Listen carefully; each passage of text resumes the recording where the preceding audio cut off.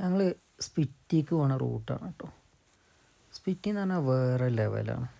Atal tunnel കഴിഞ്ഞാൽ പിന്നല്ല view എന്ന് പറഞ്ഞാൽ ഒരു ഒന്നൊന്നര വ്യൂ ആണ്.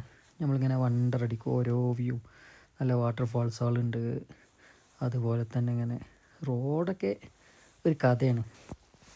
വലിയ ഉറപ്പൊന്നുമില്ല ഇവിടുത്തെ റോഡുകളൊന്നും. ഈ ജിമിനി ഉണ്ടായതുകൊണ്ട് ഇങ്ങനെ കുറേ ഓഫ് റോഡിങ് കാര്യങ്ങൾക്കൊക്കെ പോകാൻ പറ്റും. ഇവിടെ ഇങ്ങനെ വൈക്കിടക്കൊക്കെ നിർത്തുക.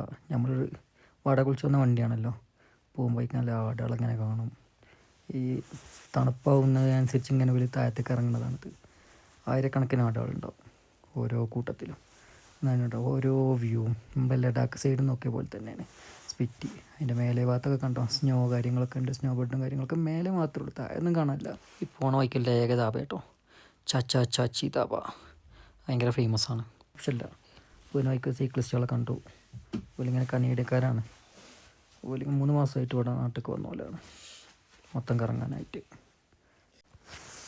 ഒക്കെ കഴിഞ്ഞിട്ടുള്ള വ്യൂ ആണ് കുഞ്ചും പാസ്.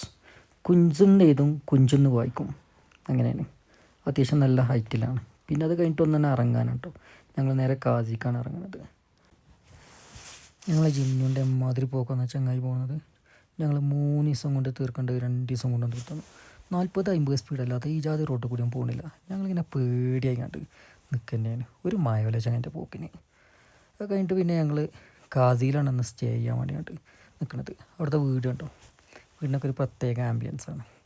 വീട് തട്ടുമ്പുറമൊക്കെ ഇങ്ങനെയാണ്, മരം കൊണ്ടിങ്ങനെ ആനി വെച്ചുകൊണ്ട്.